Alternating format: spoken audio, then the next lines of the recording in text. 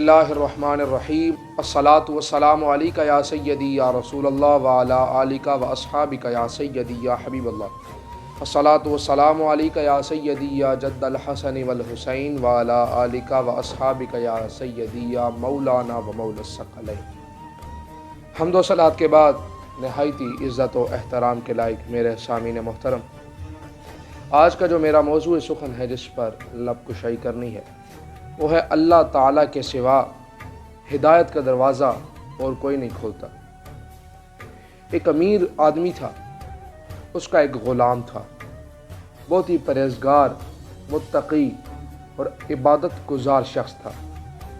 اس کا نام سنقر تھا۔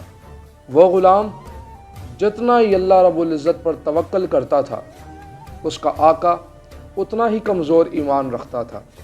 ایک مرتبہ آقا نے غلام کو آواز دی کہ سنقر غسل کرنا ہے، ضروری سامان حمام میں پہنچا دو۔ سنقر نے جلدی سارا ضروری سامان اٹھایا اور اپنے آقا کے ہمراہ چل پڑا۔ حمام کے قریب ہی ایک مسجد تھی۔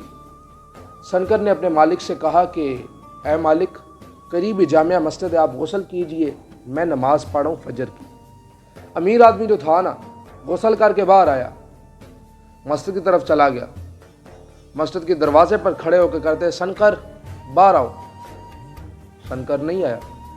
اس امیر آدمی نے پھر آواز ماری، ارے سنقر کہاں رہ گئے ہو، واپس آؤ۔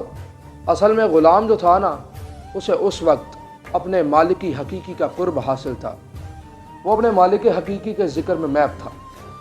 آخر میں آقا نے تنگ آ کر آواز پھر ماری، ارے سنقر کہاں رہ گئے ہو، اب تو سارے نمازی بھی مسجد سے باہر چلے گئے ہیں، تو اکیلا اندر کیا کر رہا ہے، اندر تجھے کس نے روک کر رکھا ہوا ہے؟ سنقر نے بڑا ہی عمدہ اور پیارا جواب دیا۔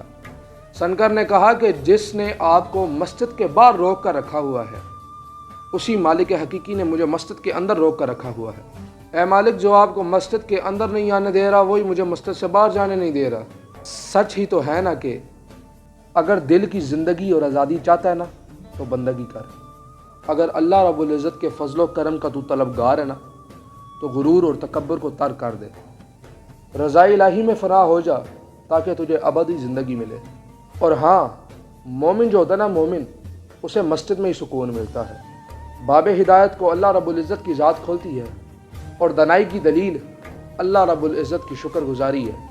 درس یاد سماعت فرمائیے کہ ہر کام اللہ رب العزت کی عطا کردہ توفیق سے ہی انجام پاتا ہے۔